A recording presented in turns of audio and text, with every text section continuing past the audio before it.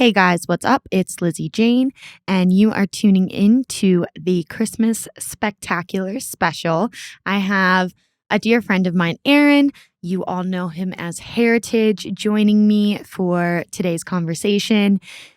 Us knowing each other as long as we have and seeing our projects grow and blossom and our goals come to fruition. And, this is just still the beginning for both of us. It's been lovely to have him as a friend, and even more awesome to see all of his recent successes. He has been touring all over.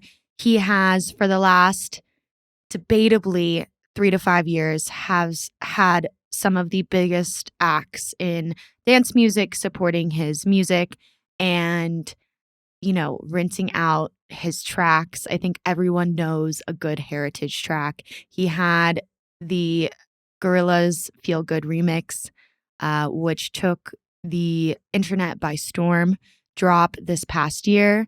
One of his viralist moments, if I might say. And he has the history and journey and growth to back that all up. It was awesome sitting down with him before his headline at Church Nightclub in Denver, Colorado. I really appreciate you all more than you know. I hope you have a wonderful holiday season with your friends and family. And yeah, it's been another year of the podcast. We have one more episode after this, and starting in January 2024 will be the debut of season 2 of the Lizzie Jane podcast. We have new platforms we're debuting on. We have new sponsors coming on board, and we're about to kick this into full gear. And I cannot wait, as this has been a passion project of mine for quite some time. It is surreal to see the community we've created of listeners and people who can laugh and learn and enjoy these conversations, and it warms my heart. So again, hope you guys have a wonderful holiday season, Christmas, Hanukkah, Kwanzaa, whatever you are celebrating. I hope it's lovely, and I am going to leave it to the rest of this conversation. This is Lizzie Jane, and you're tuning in to my podcast, the Spectacular Christmas Special featuring Hairitage.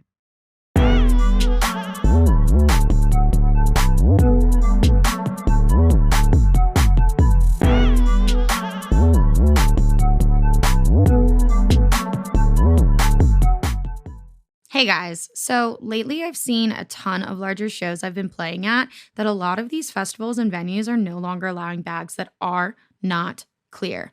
Well, guess what? Lunchbox Packs is coming in clutch again. They have just stepped up their anti-theft bags by releasing a fully clear hydration pack and snack pack. This is an absolute game changer for your summer festivals and events. Each bag is made out of TPU material that is incredibly durable, flexible, and made to not alter under extreme sun exposure over time. You also have the option to bring a skin in your bag on the way in, and once you're through that security line, you can zip on your skin for privacy of your belongings and to add some extra personalized fun flair. These hydration packs meet the majority of all festival regulations and guidelines. As always, these packs have all of the awesome anti-theft features as the original hydration and snack packs. Make sure you use code LizzieJane for $10 off any hydration pack and code LizzieJ for $5 off any snack pack. I will see you at the rave. The show today was brought to you by Vitaplur E-Boost Gum. With no pill to take or powders to mix, Vitaplur E-Boost Gum is a first-of-its-kind energy rave supplement that provides magnesium, electrolytes, and antioxidants while you chew. Vitaplur is the perfect complement to my active lifestyle, whether it's at the festival, on the road touring, or hitting the gym. Chew Vitaplur and dance with confidence. Use code LizzieJane for 10% off any order. Aaron, thank you so much for coming on the podcast today for the spectacular Christmas special. It is very spectacular. It's very spectacular. We've got our Knowles Gnome Santa Claus Grinch representation, the $5 Target Christmas tree, the Yoda sweater, and the Christmas hat. I do like the Star Wars consistency. The Star Wars consistency is good. I feel like the Star Wars brand on a whole has been killing it as of lately. I think so. Disney Plus has opened this whole new world to the Star Wars universe. Do you watch any of like Mando, any of that stuff? You know, I watched the first season and a little bit of the second season, but it's very background audio for me. Yes. I got hooked on shows like Breaking Bad and Ozark and the Boys, where it's like there's a constant crisis keeping me sucked in. But then I watched The Mandalorian and it's kind of calm. Like he's like, I got this baby now, and I was like, I'm gonna go do a quest. It's like very low. And he's adorable, but it's very low energy compared to like everything else I've seen. So 100%. Yeah. The Boys is. Oh my god. I finished Gen V. That was crazy. They did the season 4 trailer. Like, I can't wait. That's the baddest bad guy I've ever seen in my entire life. Like that's my boyfriend and all of his groups of friends when we were all starting in like the pandemic. Like that was like our show. Really? Like we would all watch that show together. Yeah. Like every week, and it's just such a phenomenal. Have you ever watched to the other end of the spectrum, Invincible? Oh, the cartoon? Yeah, yes, I'm on. That good? Yeah, I'm on the 5th episode of the 2nd season there, and that's another fantastic one. Absolutely fantastic. That plot turned so hard in the 2nd season. And dark. It's weird. Like, yeah, they're really getting into like the actual adaptation of it now, and yeah. There's some incredible, like on all fronts, like music, art, film, television, like incredible creators right now that I feel like are getting their day in the sun, which is just so lovely. And just going back to being in like electronic dance music, I mean, it's been crazy to watch your journey. I appreciate considering we sat down at Forbidden Kingdom 2021 in the pitched tent, like we were in Charlie Brown Christmas, like 20 feet from the main stage. Oh yeah. When it was like raining, I remember you came in and we did like a quick little podcast. It was 106 degrees outside, humid as could be.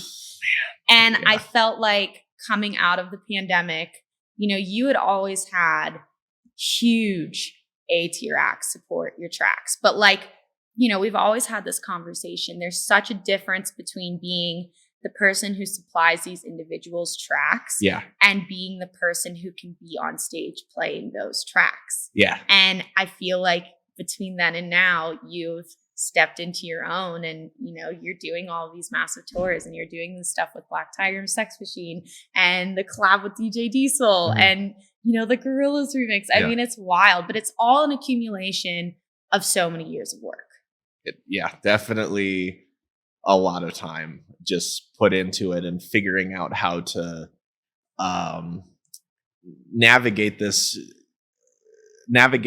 art project as a business project at the same time, and you know, get those opportunities to kind of culminate, right? Because they don't just there was maybe a point in time where they did just happen. You know, you put it on SoundCloud and then the world just filled in the rest for you.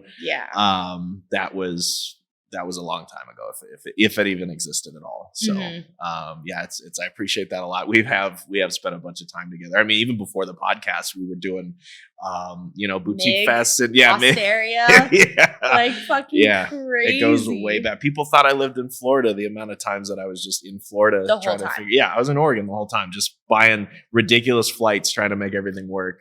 I remember that too. That was before your move to Austin, Texas, and way before. Now, I mean, you're still in Austin, which makes me think that you've enjoyed your time there and you like it there. It's so, even from a logistical, and you guys have the same benefit in Denver. You can go to either coast in like 4 hours, something like that. Lovely. It's great. It's the best. Your airport sucks so bad. It does. So bad. It does. You walk in and it's the exact same format as every other airport, and it's just the worst. Anyway, it doesn't matter.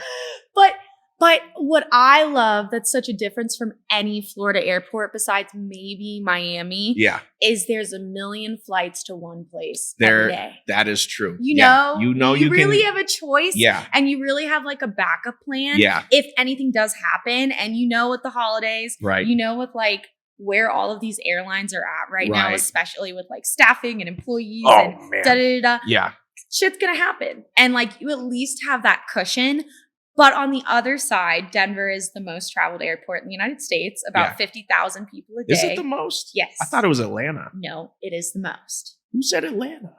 I don't know. I just made it up, I guess. I'm gonna stand strong on that statement. No, I feel it. Yeah. Yeah. Okay. Yeah. Yeah. It's Dang, wild. That's crazy. Yeah, because Atlanta's doing I forgot what they said, but it was like a flight every like 6 minutes or something like Atlanta's that. wild too. Yeah. So Denver's got to be that's crazy. They're both huge hubs. They are huge for hubs. like Yeah. A-tier flight lines. Yeah, that makes sense. I do hate that we have the gates are going from 1 to 99 on a single strip. Like unless you build a bus, there are some people who aren't going to make. Because you imagine landing and having like I swear to God that if they get to 99, it's going to be a 2-mile walk to get to your next gate. If you go, like is that a plan? Where is it? I think it's Detroit has like the upper, like above the terminals, they have the trams that go from one. Right? Yep. And I think that's so smart. I know Denver's doing a lot of construction right now where they're going to try and build alternative ways to the terminals. Yeah. That's not just the tram that everybody like fits in. Right. I've had everybody from like moms flick me off to like children say they're dying because just so many people are fit in that one little space. You know, it's a comfort thing though, because I think you go to any other.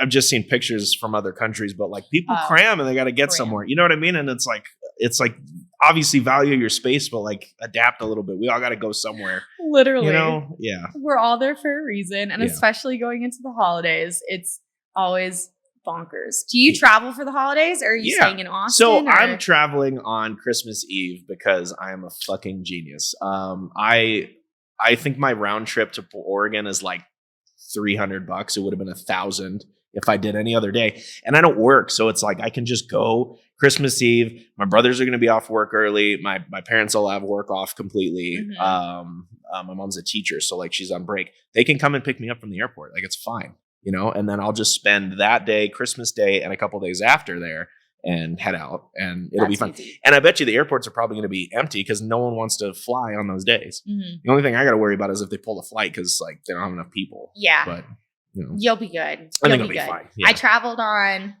the 23rd. No, that is next month for Thanksgiving. I traveled on the 25th, and the airport was just dead. It was just the best. It was like I got there and I was so prepared to like fight and like stand my ground and all this shit, and there was no one there, and it was just marvelous. Do you ever have to fly during the beginning of COVID? No, I didn't. I had a weird job where I was building.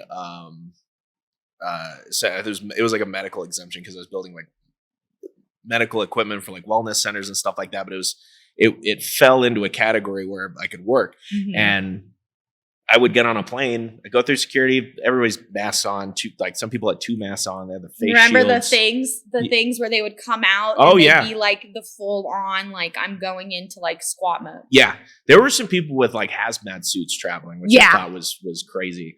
Or not. I don't know. You know, if it works, if it did something cool. But getting on a plane and there's 6 people was wild. And I was on a Southwest flight, so there's like, sit where you want. I don't care. Like, have fun. Southwest is the shit. Do you like it? Put chargers on your phones, guys. Like, just give me the plug so I can keep my phone alive. Because the amount of times I show up somewhere and it's on like 4%, and then I'm trying to Uber, the phone dies, I got to go back inside, reset, start my life over. Like, that is so true. Yeah. And that, because I just feel like Southwest, I've recently started flying them because I would use Google Flights, I would use Skip Lagged, I would use every third party, all the while trying to book them early enough to keep building points on the Delta and the Uniteds of the world. And then for the show that I had for Thanksgiving when the airport was dead was in Boston. Yeah. Round trip flights everywhere were like $1,300, like something fucking absurd. And I was just like, I almost was going to fly from Denver to Florida, then Florida to Boston, then Boston to Florida to see my family, and then come back to Denver because flights were 50% of what they were costing if I did a direct flight from here to Boston. So you're going to skip lag and it was still going to be $700? I was going to skip lag and it was still going to be like $800, and that's like 4 days of travel. But then Southwest, which doesn't go on any of those sites, had like a round trip for, I think I booked it for $590 something, which was lovely. That's better. Round trip, nonstop. Yeah. And then closer to the date, because there's no change fees, I rebooked it on the same flights and I got $200 back in credits. That's nice. And then I bought my next round of show flights with that. And out. That was like a winner for me. I was like, I was just about to spend the better much so of a lot of my fee to go and play this show. And now like I'm walking away with substantial money and now I have credits to spend. But I've also heard on the Southwest side of things that they can kind of like tumble and fall very quickly, like staffing wise and employee wise. Oh my God. Which definitely I've seen happen with Trivecta. I've seen happen. I think you or Isora posted at one point. Yeah, my girlfriend got stranded. She was supposed to come out for Christmas and Southwest's like phone network for like travel rescheduling failed phenomenally. And so the entire network went out because they could not get anybody to organize a flight at all. And so during the holidays, she's supposed to come out for like New Year's, like in that, nothing at all. Yeah. Had to rebook. I think it rebooked American or something like that. Cost a ton of money, and they need outlets. Yeah, exactly you got it. Yeah. It's most of the planes have them, that would be nice. Yeah. Well, what sucks is with like, you have a PC at home, right? Yeah. I have that PC and I love it, but any flight doesn't have the wattage for me to plug in my PC. No, you're right too. Most of the time, it's not going to happen. Most of the time, it's pretty bad. I do have a portable charger that's a 65 watt. And I've seen that, like the Amazon, you can buy it on Amazon, right? And you charge it and then you take it and it's basically like an outlet that you can plug like a light fixture into. Yeah, you can you'll get an extra hour out of your computer if it's, it's a high use type of thing. But I'm too big to use a laptop while I travel anyway. So like I haven't been too worried about it. Unless things I don't think about. Yeah, well you're not 6'3", so thank God for that. But sitting I that's why I don't like flying United either, because their economy section is way smaller to the point where my knees are against the seat. And miserable. Yeah. And the second I got to pull something out of my bag, it's like if I don't get it before I sit down, I can't get to it. Because it's just, there's no way. Shouldn't be like that. It shouldn't be like that. But they want to make money. So whatever. They have to make money. Yeah. I totally get it. It's interesting because since COVID, you've seen like the ebbs and flows of flight prices, where sometimes you're like, let's go, let's knock them all out. And then other times it's like, holy shit, this is so expensive. It's bad. Yeah. And the fees don't change and your travel expenses don't change. But like when those flight prices can go anywhere from like doubling to being half of it, it's such a game changer. And what you're walking away with, what you can spend on things, like it's so different. It is. It always check in and buy the flexible stuff, because the extra money that you spend to have a flexible travel, because if you get a basic economy where there's all restrictions, especially if you're traveling with work weather, like whatever's going on, not having those flexibilities will bite you in the butt more often than not, especially the way things are now. Yes. And it has, it's definitely cost me a lot of money. I mean, tell me about, I feel like you've been on the road more than you ever have now. Yeah. And you've gone from, in my mind, I'm like, you did dates with Black Tiger Sex Machine. Mm-hmm. You've done a bunch of dates with SHAQ, Space and Friends. Ish. You did the festival, right? I think we just did the fest. Just the festival in Texas. because we had one offer. I don't think he's doing that many shows. I mean, he's ESPN's first and foremost. He's mostly just doing. And every commercial you see, and every printer and fucking whatever. He's the guy, right? So I don't think he's doing that many shows. But we did the SHAQ Fest. We had Wachi. Black Tiger Sex Machine. We have a whole bunch of stuff set up with Excision. Next year, those have been getting announced. Nexus tours. Nexus tour stuff has been awesome. We've supported, tons of different events on small scales. I just got done working with the Venture Club company. I've got Ray Volpe coming up next. And there's a dozen other names that I've been working with that I can't even get to in my brain right now, but it's been ridiculous. It's a lot. It's a lot. It's 1 to 2 to 3, and I feel like doing like one-offs, playing maybe a show a weekend or maybe 2 shows in a month is so different than saying I'm playing every Thursday, every Friday, every Saturday, every single week. It especially as you get a little bit old, like I'm 31. And you don't bounce off. You have to take care of yourself. You have to. Yeah. I'll have drinks, but I don't get drunk. anymore. It's over. That's done. That I feel so awful the next day. I feel like I have an intolerance to it. Like my heart rate goes up way too high to like one of those levels where it's like, okay, it's one of those things where if you didn't get to that heart rate by jogging, like it shouldn't be there, you know? And I'm like, okay, well that is going to kill me later. So we're done with that. The exhaustion, you have to pick your flights carefully to sleep properly. Because if you don't get your 8 hours in, your immune system's going to fall, and then you're going to get sick, and then you're still on the road and trying to deal with that. And that gets way worse.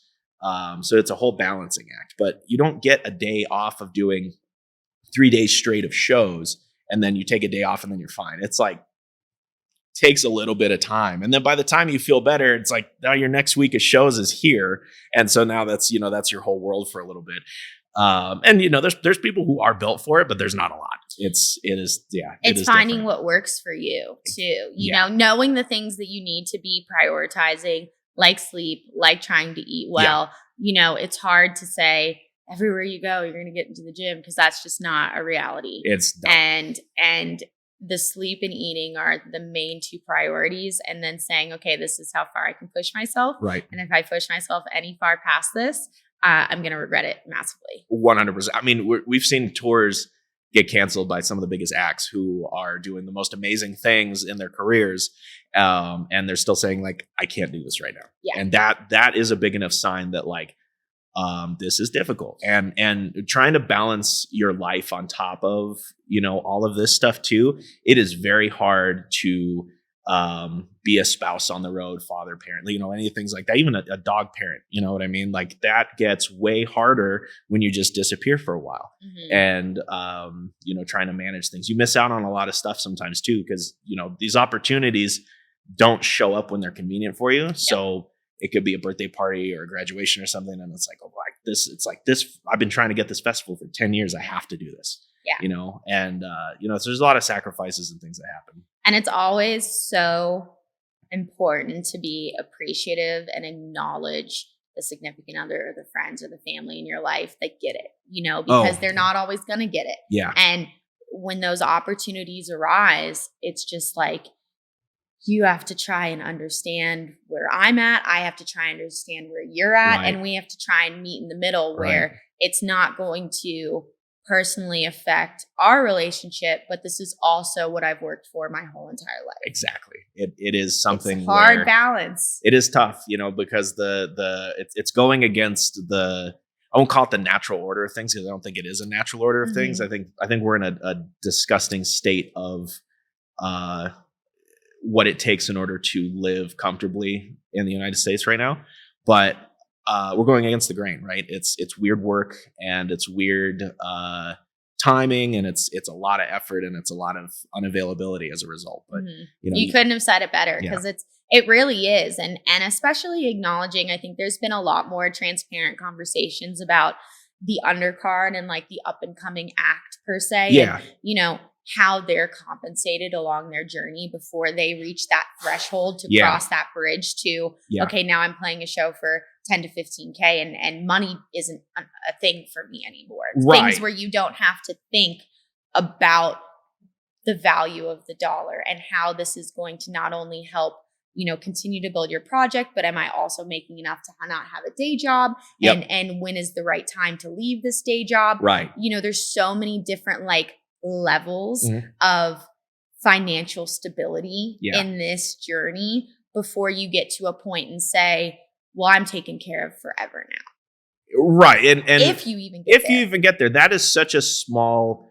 margin that gets to that point where you're done. Right. And even the people that I know that have had wild success from this are still doing other business ventures outside of this, and growing themselves. Like, it doesn't end here. This isn't the only greatest thing that you could potentially do. And one of the things that you have to ask yourself as an artist, like, if this is the only thing you've ever done, you owe it to yourself to explore other things, because you may find that, I think Space Aces did an AMA a couple years ago where he was making like video games and stuff, and then he was doing the audio for that. He just figured out he was way better at that and did that instead, and it started from something else, transitioned into that. But you may find out that you're a better comedian, you have a passion for that. I got into like visual design stuff, so I do all like the 3D. Seeing your stuff with Blender. And yeah, and I'm not, I'm not gonna charge anybody for my work or anything. I'm not there yet, but like I love doing that stuff, and I could see that turning into a thing where I'm doing that on the side, and so you never really know like am I doing the greatest thing until you try absolutely everything. And there's so many creative outlets that we can use with our skill set of like, if you know how to maneuver in a DAW and like, whether it's anything from sound design kind of translating into Foley, or making music translating into scoring, or making jingles, or writing for bands, or just engineering, being an engineer, vocal engineer, mixing engineer. Like there's so much shit that if you are pursuing this career as like a passion or in a more serious manner to, make a song from start to finish, there's so many different skill sets. Like if you sat down with a piece of paper and you said, what do I have to know and be able to do to write a full song and deliver it to a label? Right. And you divide all of those things. Those are all different types of jobs and income sources that people do specifically without doing the others. Yeah. It's important to figure out where you're strong at in those points too, because there is no jack of all trades. Like when you're looking at some of the biggest and most successful songs, it's all pieces of people who are the best at what they do, putting that together, and at the very top of things, and a lot of people can write fantastic music on their own.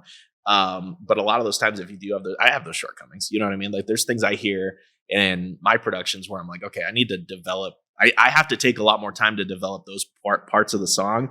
And that's why I'm not just flinging songs out left and right, is those have to get focused on. But you team up with other people who have that covered. And then on the other side of that is you deal with their shortcomings with your strengths on their projects. And now you have a way better situation. Absolutely. And I think that's just such an important thing that I think is becoming more accepted in the electronic world, is like the facet of collaboration and like co-writing and everything. And like that's always happened at the top. There's no question about it.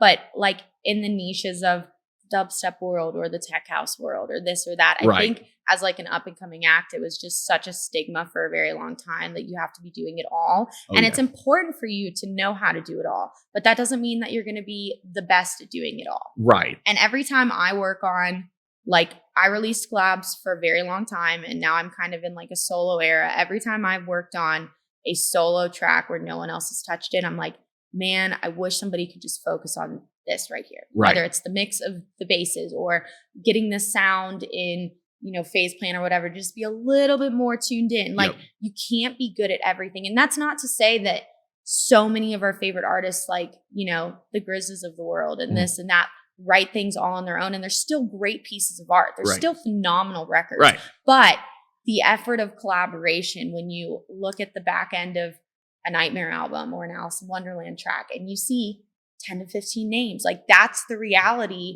of people who are making songs that typically last a lot longer. Yeah, you could build something with that impact, right? And again, it's you could do everything by yourself. It's like, but why do that? You could solve your problem, free up some time, do something else. Yeah. And but at the same time, I was somebody who, when I was growing up with brothers, we all had like Legos and stuff, and I would take mine, I'd go in the corner and I would see what they did when I was done. And that was it. So there's, it is all about doing it exactly how you want to do it.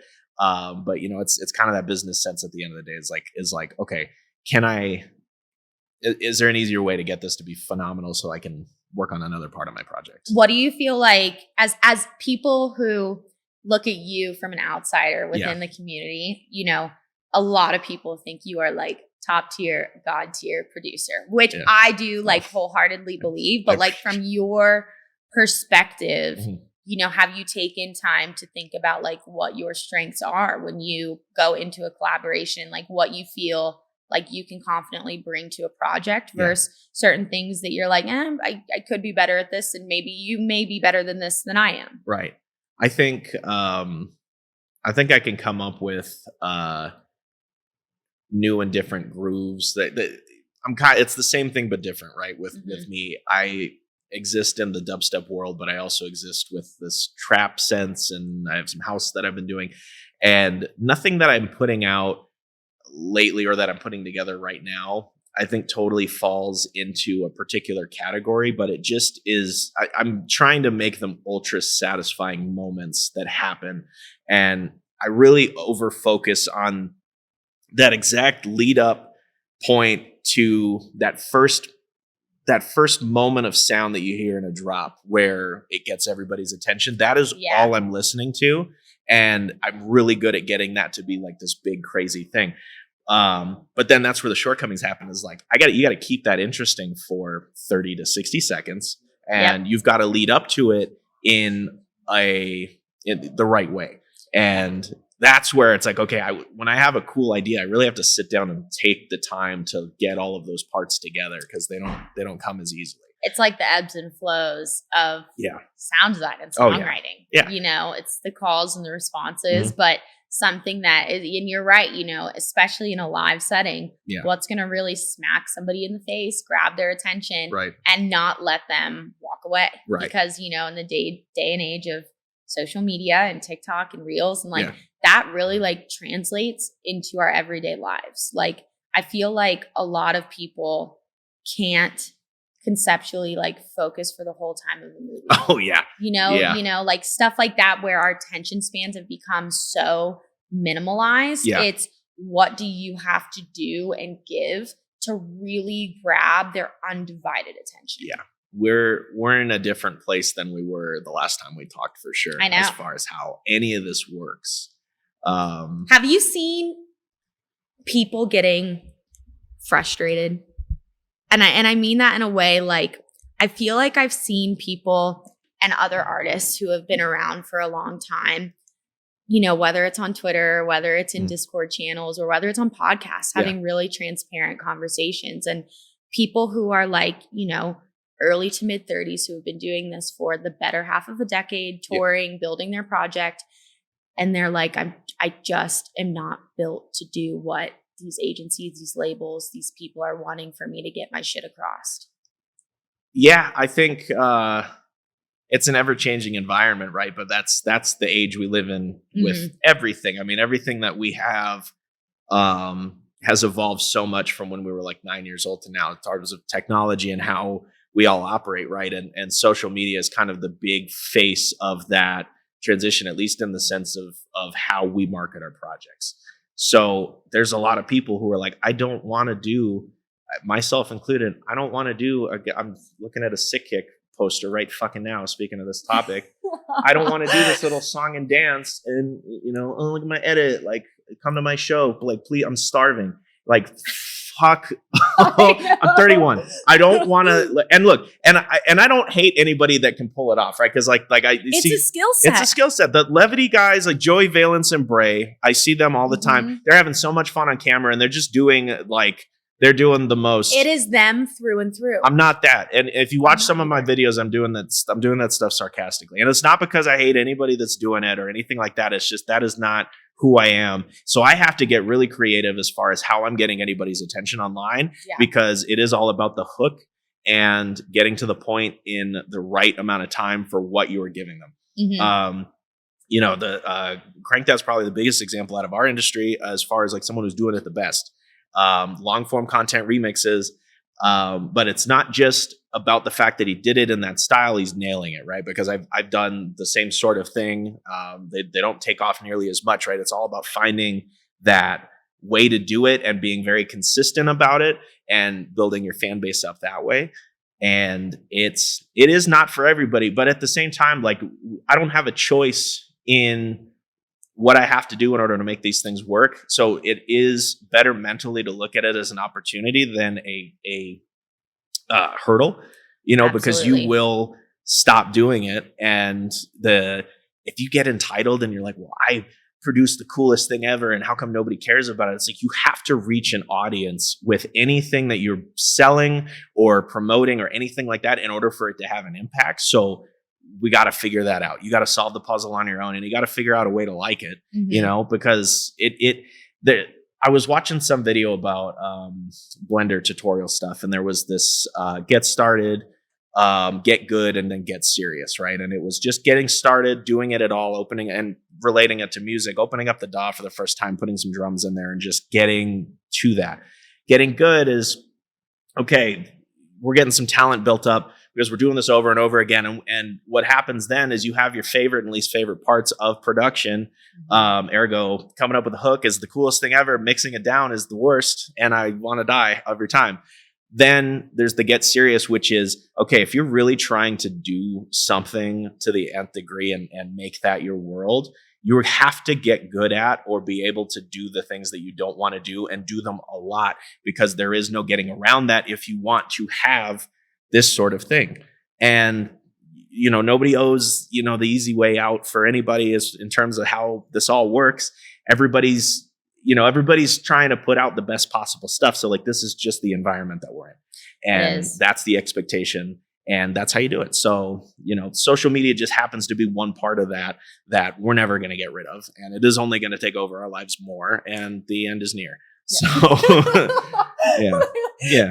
You couldn't have said it better. This is the second time I'm saying this during this podcast, but it's literally straight facts. And it's part of our job. And I like that don't look at it as a hurdle, look at it as an opportunity, because it is an opportunity, and it's an opportunity that artists before us didn't have. Right. And you've seen it. I've seen it. Yeah. We've seen it make new generation artists. Big time. Yeah. Big time. Yeah. And, you know, I think we're in that like little guinea pig phase where half of the people, it doesn't translate into real ticket sales, and the other half, they're selling out every show. Yeah. You know, and it's kind of like that crapshoot, but the most you can do is just fully commit, find something that's, you know, even if you hate every aspect of it, find something that at least is showing your authentic self to your demographic, because no matter what you do, not everyone's going to like you. Right. So you might as well find your people. And then if they fuck with you and they fuck with what you're doing, run with it. That's exactly it. Yeah. That fear of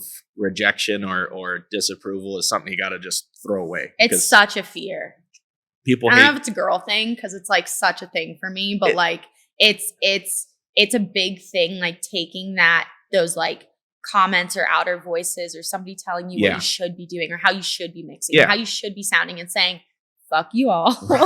I'm just going to do my own thing. But then you have to not care when you do your own thing. There's a big, like, you know, I don't give a fuck type of persona that exists with a lot of people, but that's a thing that's, I think, practiced with a lot of people. You have to kind of recognize that, you know, even Drake's got people that don't want to listen to Drake. You know what I mean? And Drake's biggest artist, 1 billion on Spotify. Some stupid, ridiculous number. Yeah.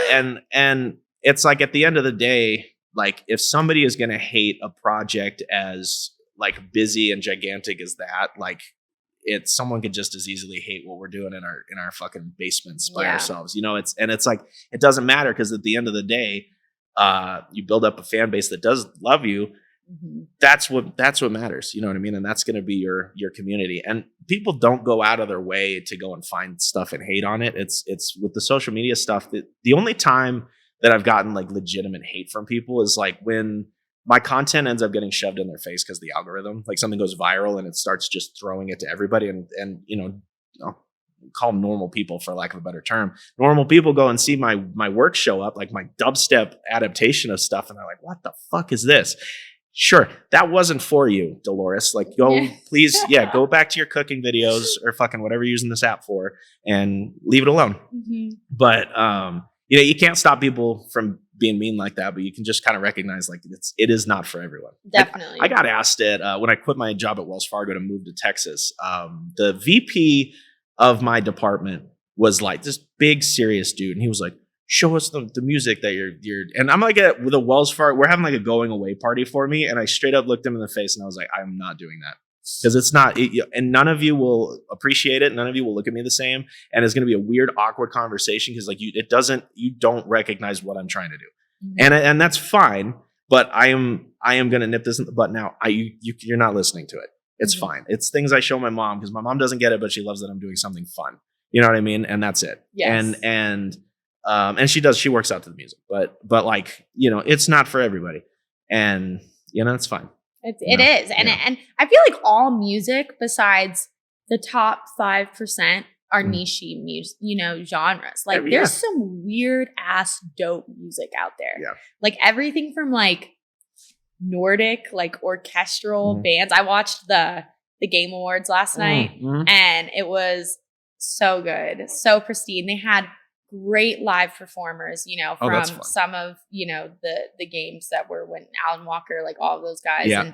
And it's so cool. The gaming world is something that I've never really been involved in until my last few years.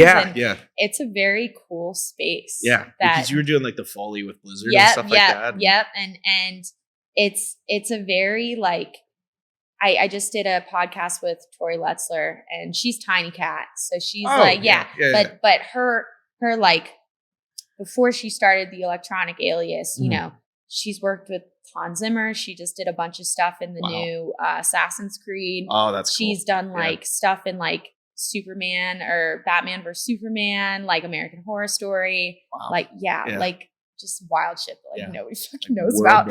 And but again, that goes to show, there's so many people who come in and out of like the electronic dance music world that are really quite accredited and accomplished in so many different realms. Oh yeah. It's very, very intriguing and interesting. And then, to have people like I had AJ on the podcast the other day and, he worked in, I think like air conditioning and like sales for like the longest time and then switched into this and he's doing great. And it's just, I feel like it's like so much of like your work ethic and then like your network around you and then like watching like your fans and like support like build for like what you're doing. Has it been kind of crazy to see, I guess like your fan base like really build? Like did you get to a point where I feel like there's this weird like middle ground where people are supporting your tracks, maybe you're playing a few shows here and there and you're like, okay, do I have like fans or do I have followers or do I have people kind of messing with what I'm doing? And then you get to a point where you're like, whoa, like people are really interested. Like they're really like excited for the music. They're supporting the merch. They're coming to the shows. Like these are fans. Right. It is, it's crazy to see kind of the difference between, people sort of recognizing the, and kind of getting introduced to the music and then, really becoming passionate about my project has been just unreal and a beautiful thing. But it's one of those things where I still feel like full transparency, I don't completely nail how I interact with my fans like between shows. I think like I'm very present at my events and I try to meet as many people as I can and I'm in the crowd and when I go to festivals it's the same thing. I'm walking around and just going and seeing shows and being at the event and talking to people. But the online interaction and how you kind of do your videos and how you interact and everything is takes a lot of time and a lot of mental effort and a lot of things that I'm focusing on other things where I'm doing what I want to do as opposed to what I should be doing, which is helping kind of interact and build the community that I want to have ultimately. Yeah, definitely. Yeah. Like what are some, I guess, hurdles that you feel like you've been able to like overcome like within building the community? Because I feel like seeing artists like Pretty Lights come back, like seeing like the community's everything, especially me moving here and then seeing like Grizz's army of fans. Oh and my gosh, it's wild. Yeah. It's insane. Right. But that's so much of a testament as to why he was in the position he was in because of his community. You know? Yeah. It's such a thing. And with so many people aspiring to do this, doing this, and building on social media and you having so many different things that can draw your attention each which way. Right. It's a hurdle to try and build an active community that's engaged and wants to be there. It's it's a lot. It's getting to everybody and having those moments, those interactions and things, but also providing something that they do, as far as like a song is concerned, is like really giving them something that they can vibe with there. Yeah. And that's the tricky thing with the social media now is we have more of an opportunity to present those things than we ever have, but it's how do you get somebody to fall in love with that so that they do want to hear from you in the comments, or they want to see your show, or come say hi, have you signed something, and getting from point A to point B, which sounds so disingenuous when you put it that way, because it isn't the point. Is like, oh, how many signatures did I make today? It doesn't matter. It's the, at the end of the day, it's just making the stuff that you want to make, and curating the fan base is just as simple as I want to do this for the rest of my life. So there's an objective and a means to an end there. But it's a constant thing. It's definitely a constant thing. And especially when you start, there's no habits, right? There's no interactive habits. So if you do have something pop off, all of a sudden you're overwhelmed with the amount of interactions that you're doing and things like that. And I'm socially apt, but I have a battery and it runs out quite a bit. And it's very hard to connect back with people who are spreading love. Yeah. And that's a mistake that I make. I don't get to everybody as good as I think I should be. And it's a skill set that you kind of got to build up on, so to speak. Definitely is. Yeah. And then to know, because I talked with Ravenscoot about this a lot, because he's very public with like his social anxiety. Yeah. And, he'll get to points where as an artist, you want every fan to feel like you are incredibly appreciative and incredibly thankful for, the support, the engagement, the shares on social media, could be whatever reason. Right. And when you have that interaction with them in like a face-to-face setting, you don't want it to seem like you don't want to be there because your battery is dead. So it's like knowing when to step away, opposed to giving someone a bad interaction. I feel like is sometimes move. Absolutely. There is nothing wrong in the same sense that I want to give everybody everything. I have, I won't call it limits, but like I need to respect me as well, and take my time and relax and that's where things like Paradise Blue is cool, because it's like I can't see straight. I'm going to my hotel, and I could just walk to my hotel.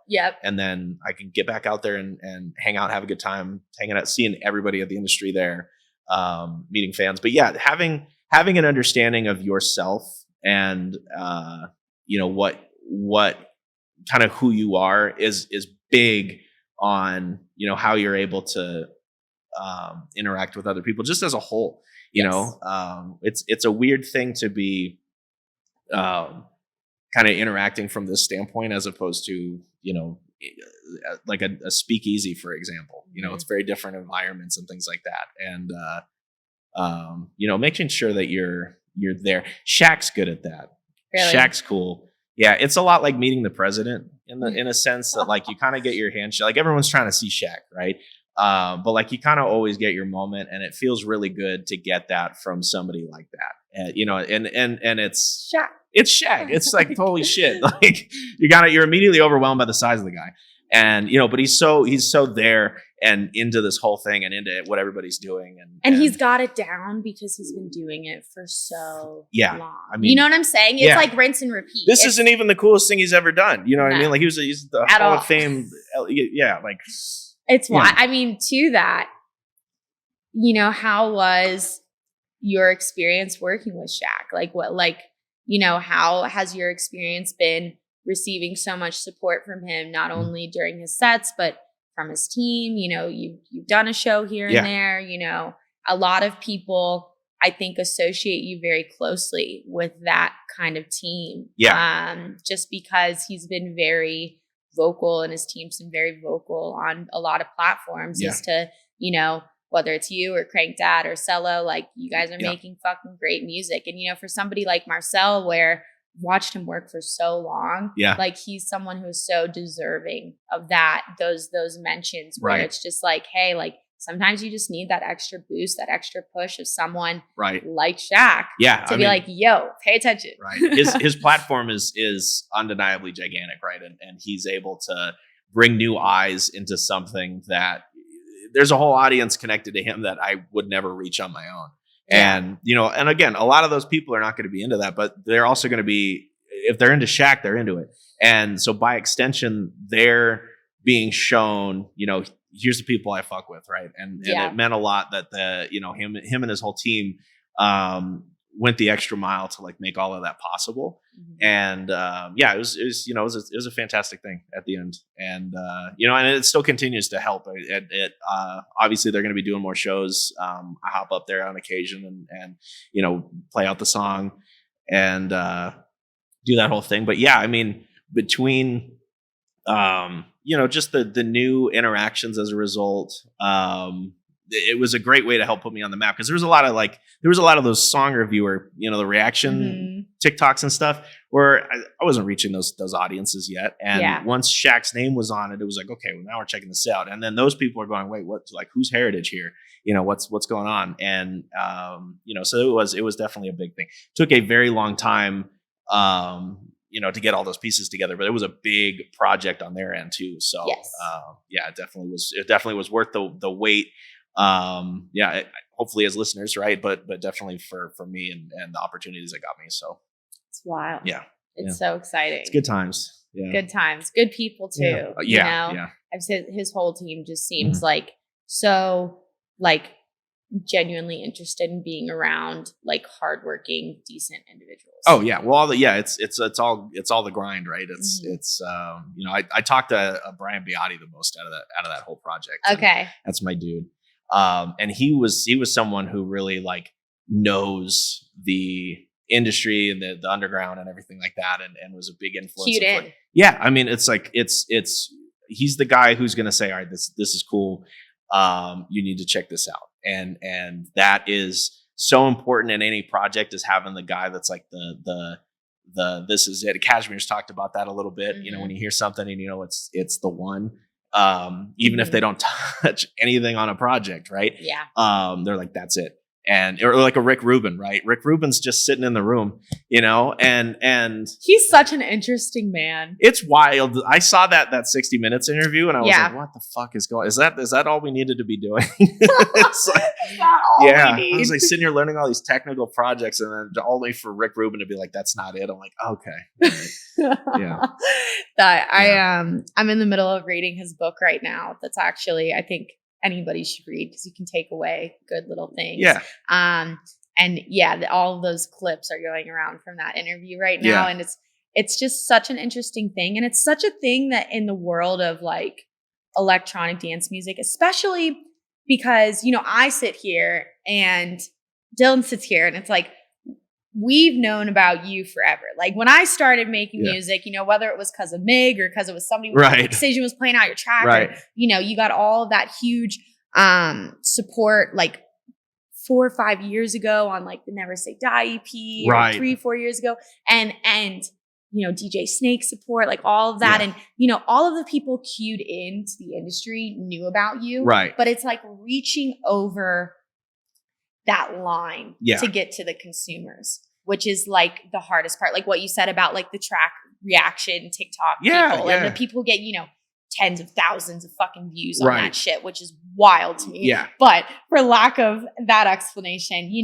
getting over that bridge, and then having someone like Rick Rubin in that position where, like my boyfriend has nothing to do with music, but he's been, in my opinion, he's given me some of the most helpful advice on my music, because he's a consumer. Yeah. And he's not this technical guy that's coming in that's saying, you should do this, and the lows are too low, or there's phasing, or there's this, or there's that. It's, well, this sounds cool, and I feel like I can connect to this, and I feel like there's some emotion in this, and I feel like this will go off at a festival, or I can stream to this and, listen to this when I'm driving in my car. And that's like the Rick Rubin, you know? It's is like a piece of you in this so much that somebody who's never met you can feel it. Having someone like that in your life is invaluable. Yeah. And I think defining kind of what you want to make or who you want your audience to be, you can kind of work a problem backwards, right? Is you can kind of say, all right, well, who do I want to make music for? You ultimately need to be making music for yourself and show that. And Rick Rubin talks about that a bunch, where it is like the audience doesn't know what they want, right? To a degree. But I would say a counterpoint to that is EDM audiences are very in tune to their interests, and they will like or not like what you give them based on, what they're into. But if you're kind of somewhere in one of these genres, that, you kind of already have your work cut out for you in a sense. Yes. But, are you making music that like you need to have 10 years of background in dubstep and listen to rhythm at the very beginning to understand what you made? Or is this just something where you can throw at anybody and they're like, that was crazy, and you see a lot of the responses to stuff online as kind of an indicator to like, all right, what's the general public into and what's more the niche stuff? And I would say like a lot of the viral music stuff I've seen right now, at least in my feed, techno, drum and bass is having a huge moment. Finally, we've been talking about drum and bass having a moment for like 8 years. The past decade. Here it is. Yeah, it's actually happening now. But like we've been like, it's coming, and then it just now it's here. Yeah. It which is Badman is on every it's fucking so TikTok. funny. Yeah. Top 5 drum and bass songs. Badman. Right. Every dubstep artist playing Badman in their fucking dubstep sets right now. It's crazy. It is. Yeah. Chasing Status and HeadX and all these guys. HeadX just came here and he played a 200 cap venue. Oh yeah, well that's the cool thing to do though. You know what I mean? Yeah. I mean, dude's doing. I think he's doing stadiums out in Europe. That's what I got told. So yeah, I honestly, I genuinely, and I know this is like living under a rock. I don't explore too much stuff right now. I've just been working the whole time. So when someone was like, "It's HeadX," I was like, "What is? What is that word? How did this sneak up on me?" Or like, what am I doing? And yeah, but I think he was at Apocalypse Fest, and that was absurd. You see the guys like Dimension, Boo, they're all starting to come over to our agencies. They're all starting to get slotted a little bit. The 1999, like all of those guys, and it's exciting. Yeah, I mean, it's exciting, and I think it gives a space for people who've been here making drum and bass for the past decade to evolve as well. Yeah, and I'm excited for like Reaper's opportunities and things like that. Like I want to see what's Reaper, Camarion, all those guys. Yeah. It's exciting. Cool. Yeah, and isn't it interesting too? Like when you're grinding and when you're like really focusing on things, and also just not being the new generation of artists anymore is very interesting. When you start to see names come up, that. Whether it's on 101001 checklist, or you see Excision tag, he's playing somebody's song, or you see, Cranked At supporting whatever, and you're like, damn, who the fuck is this? Right. And you're like, I don't know who this is. Right. It's exciting. And it's also a testament to sometimes this industry just comes down to timing. You know what I mean? Like suddenly the UK based stuff took off. Skrillex had his album, Hamdi happened, and all of those moments Hamdi smash. Yeah, I love the guy too. The guy's great. I got to hang out with him in Austin after his show, and he's fantastic. And I'm excited for him to come back and see him again. But these moments are all transitional, which is another interesting point that I think people can discuss is.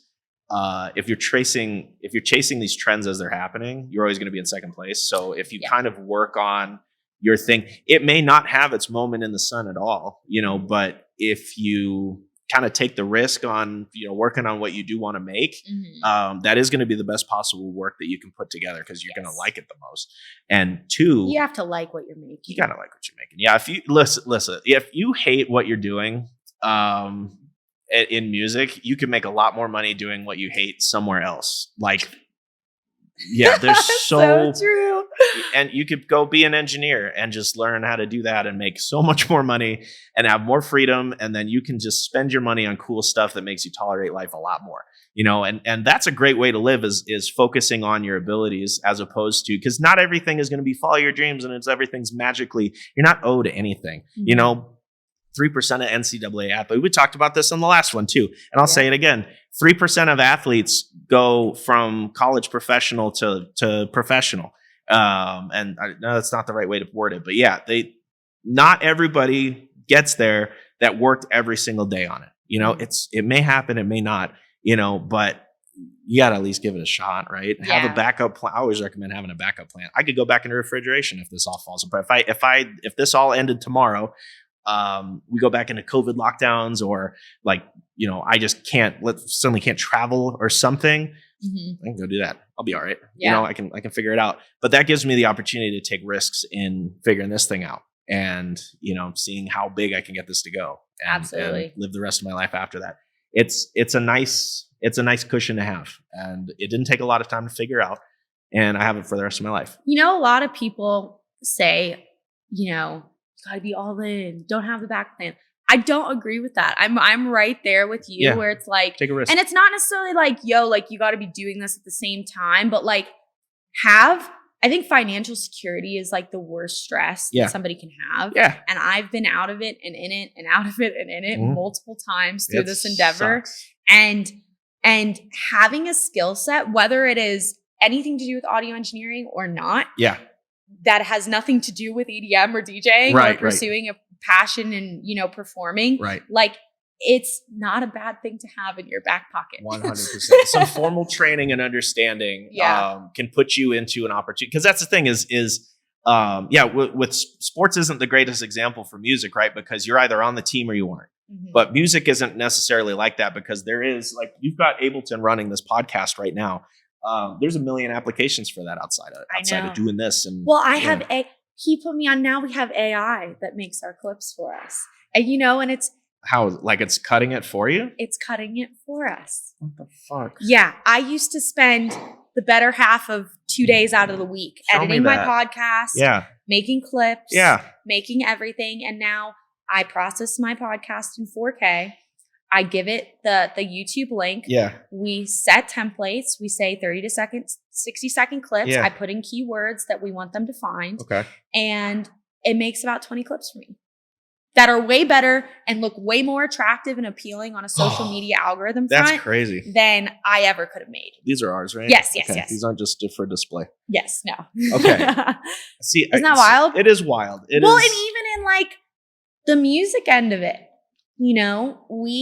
there's already VSTs that are very AI generative. Kind of, yeah. I mean, I got, is it Synplant? Oh, you got the Synplant. I got Synplant too? When it came out. Yeah. And I love it. Do you like it? I haven't gotten it yet. So I've been. It doesn't nail everything, but when it comes to some simpler sounds that you want to customize, it is incredibly powerful, and it's incredibly fast because of the way that it works. You don't have to know shit about anything. You just throw a sound in, you can modify it, make it your own. And it's all on a randomization type of thing. Splice to sound design pipeline. Even further than that, because you're coming up with things that wouldn't be fundamentally possible in that as fast as this thing, right? It's still a synthesizer and it's still operating like that. But the randomization properties allow you to really just turn knobs and really go somewhere quick. Where with Serum or especially Faceplant, any sort of, especially Faceplant, I still don't fucking get it. Everything is Faceplant's very cool. Yeah, I love it, but it is, you have to be very direct about every single thing that you're doing and knowledgeable and understand the why. And dude, Synplant, like, if you put a baby in front of that, you're gonna get some crazy shit. But really, yeah, oh yeah, because you're just moving some branches, putting sounds in. It's a very powerful tool.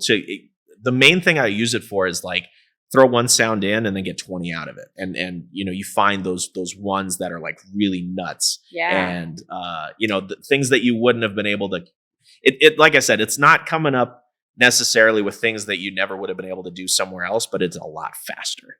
Efficiency's king, though. Yeah, so much. Yeah, but you don't have a say in what you get. You kind of are just fishing, really, so and then you kind of sort through what it gives you. Exactly. Yeah, what you want. Convert it all to audio, and then you have all these new ones. But it's still cool, though. As someone whose sound design has never been in the world of bass music, dubstep, growls, all of that stuff. Like, I love, again, like Foley. Like, I love that kind of realm, but getting into creating like full synthesizer basses and understanding the back end of it and understanding how to get what I'm hearing in my head, it's never quite clicked. And I feel like a tool for like that for someone like me would be very cool. Oh, absolutely. Well, a lot of people right now are big on like resampling, and that's a huge part. The industry we're in now is not the same as it was 10 years ago, where your only ability to make growls was up to you and starting you alone. From scratch. Yeah, starting from back when Massive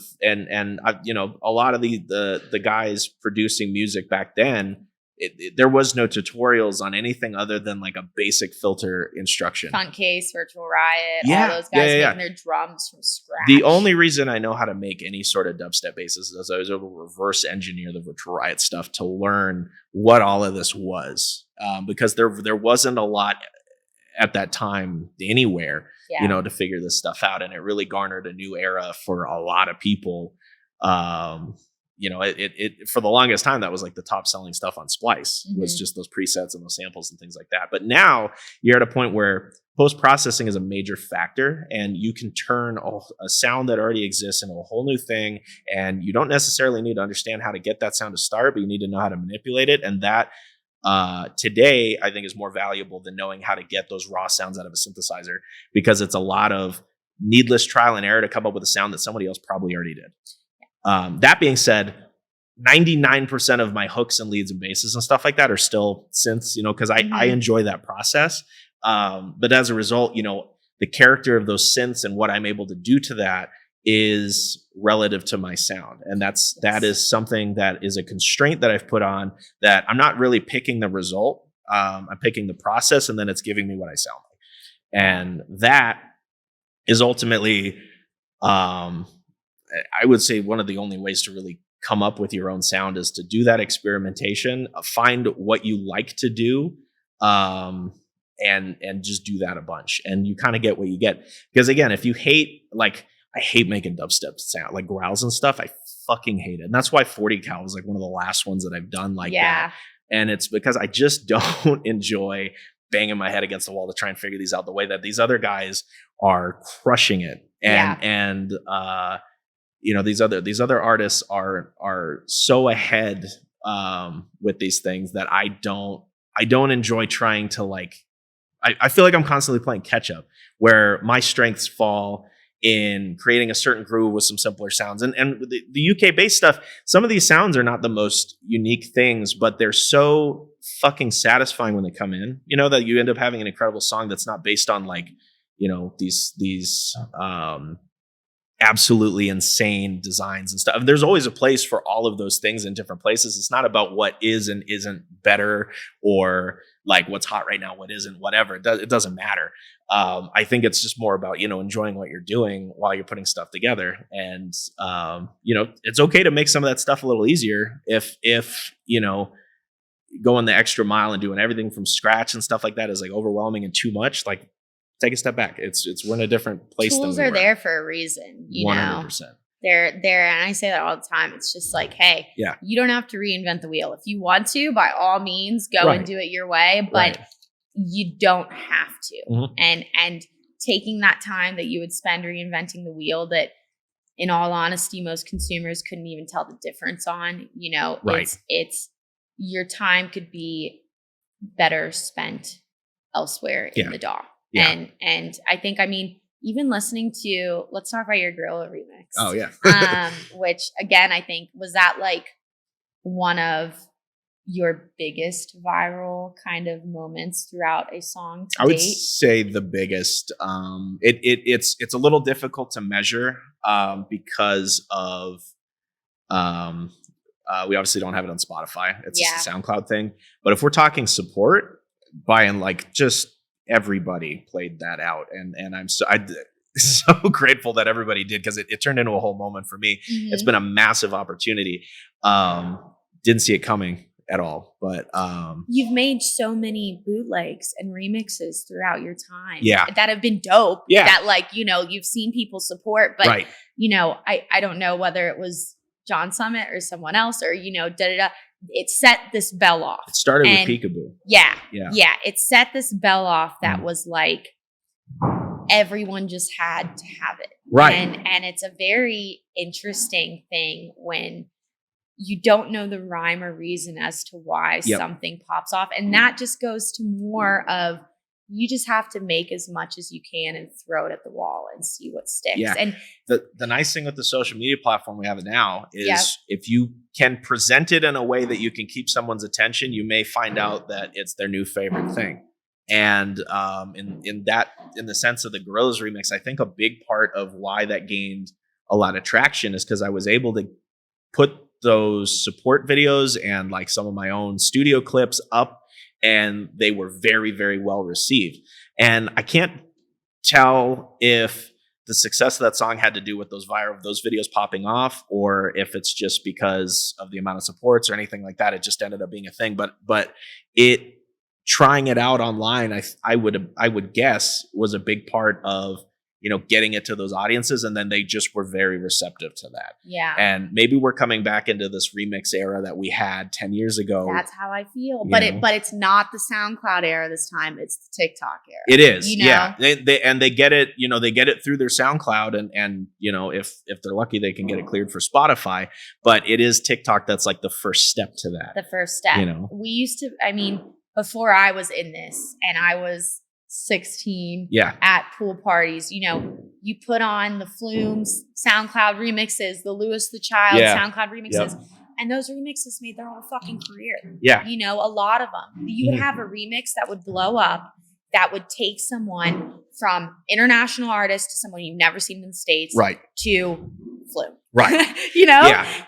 I always point to, because there's that lovely sentiment of it's one song, right? Yeah. It is the next 5 to 10 steps that you take after that is the doors open, and then the next steps you take are going through it, right? So you want to have those when I always think of like Joyride's release quality. Yeah. The first time we all were introduced to that, it was just like hitter.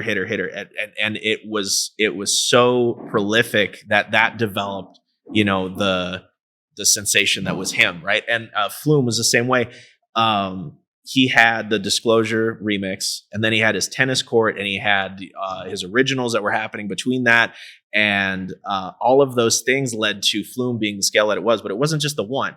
You know, it was kind of creating a new wave, and people were very receptive to it. But it was the body of work was prolific.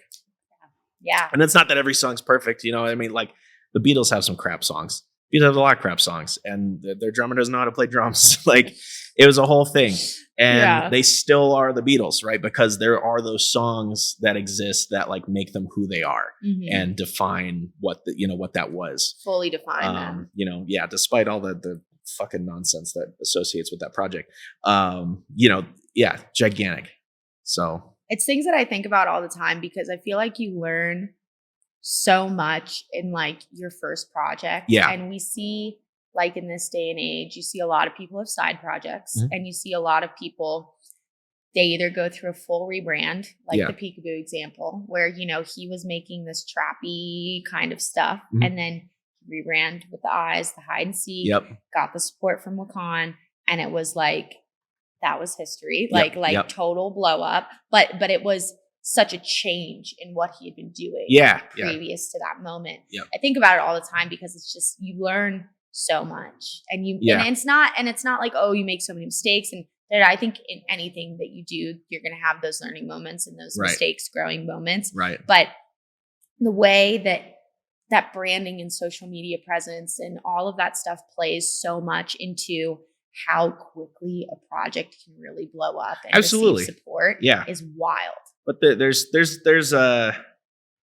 curves to that too. You know, quick up can be a quick down. You're right. Yeah. You're right. But it's like having, you know, once that opportunity is presented, it's how you follow up with that determines what becomes of that moment, because you don't want it to just be a moment. You know, you don't want it to just be a moment. And I do think, especially, you know, in both of our journeys, having so many ebbs and flows, which is just any project, any career, no matter what you're doing. It's never going to be a straight diagonal line to the tippy top with the golden star. Right. You know, it's you have these people who have been there with you since the beginning, whether it's close friends, family, supporters, fans, and they have this like attachment to you and your growth. And then they can compare these like 5 years ago, 10 years ago, and you don't necessarily get that with a new project that just kind of like pops out of nowhere. You know, you really have to gain that momentum and keep it. And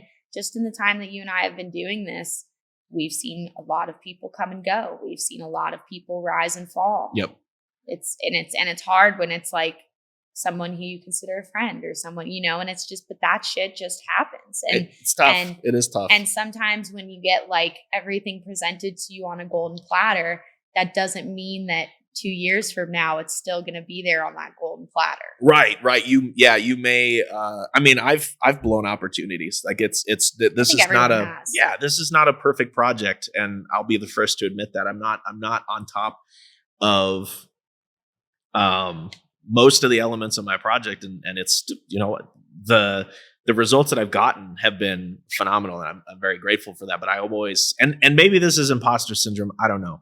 But, I'm always thinking like, okay, well, how do we like, like I'll have a good show and we'll sell a bunch of ticket sales. And I'm like, what could I have done to like call that just an absolute sellout? And it's really the wrong way to think of that because it is still growth at the end of the day. It is. And it's that moving up a little bit. And if that's the pace that you're at, not every single project you hear about is this overnight success. And frankly, most of the ones that feel like that are just, you just weren't put onto it until, like me with Headaches. Like I just had no idea. And then I was like, oh shit, like this is gigantic. I don't know everything, and, yeah, I want to sidebar too. This is like some of this stuff comes off as incredibly corny to talk about with a lot of people. And it does. And frankly, if you are someone who's interested in doing music and like none of this stuff's important to you, then like, don't worry about it. It's not, just do. Literally don't worry about it. Yeah. Don't like, we're talking about the weird, like social interaction stuff and all like the I don't want to call it theory, but it's like all these things that like you don't necessarily need to be focused on at all. And they naturally like come and happen and like you're not even thinking about them as we're talking about them. Right. Yeah.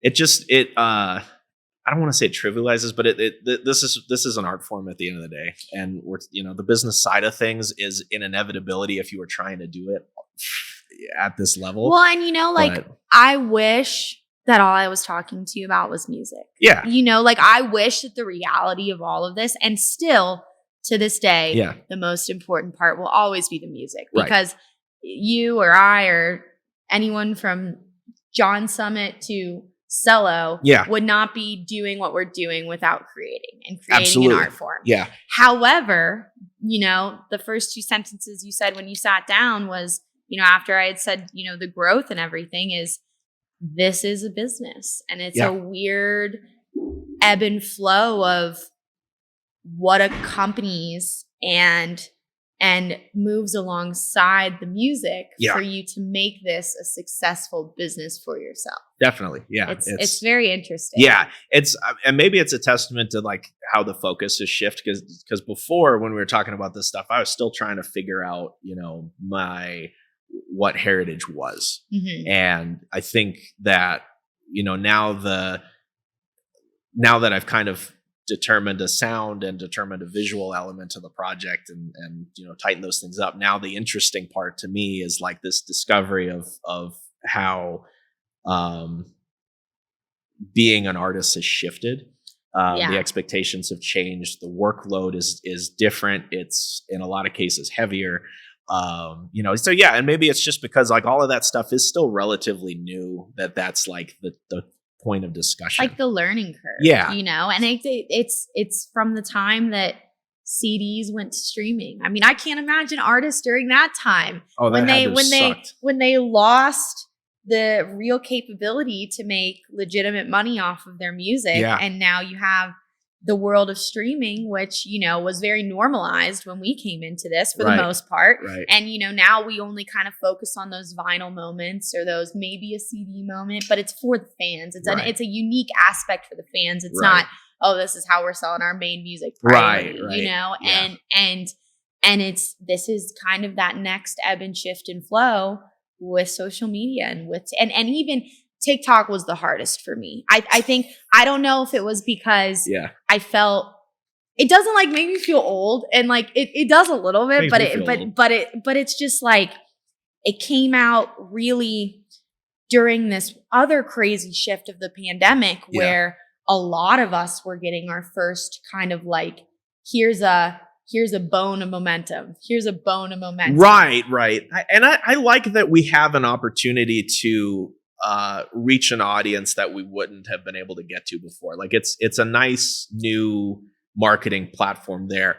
I don't necessarily like what is being received well as in terms of what we're having to do, but like it is cool that like, you know, I was able to put that out I was able to put the Gorilla stuff out and I put little fun remixes and stuff. And I've kind of curated a fan base as a result, or able to grow my fan base as a result of me presenting my content. It's just not necessarily in the format that I'm in love with, you know, but you know, it is what it is. But you know, 2 years from now, this could be totally different. Yes. You know? Yeah, we could be back to, and who knows, like whatever is the trend, whatever company decides to pour $5 billion into forcing the marketing down our throats, because it used to do that Musical.ly thing and was High School Dancing. And I got ads for that all day. And now I'm getting ads for like promoting my videos on TikTok. So now my some of my numbers are going down, right? Because I like my regular posting schedule has been fine, you know, but some of the videos aren't hitting. And I get all these ads now that are like, "Are your video streams suck? Like, we can help with that for $100 per video," or something like that. So it's all, you know. I don't feel like we should need to pay for that.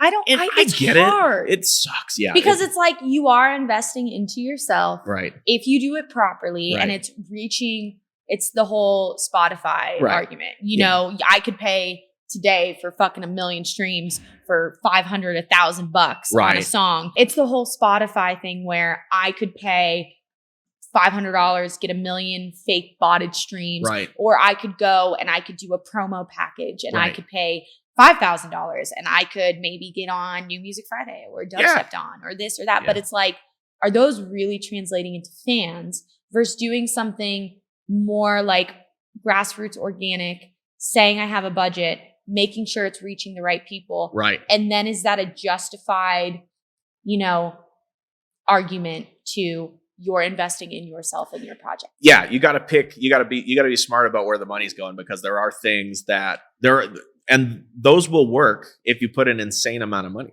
behind them. But, you know, having something, it is, every cog has to be in place, right? You have to have something that's going to resonate. You have to have a way to reach those people. And then you have to have a way, like an avenue to continue to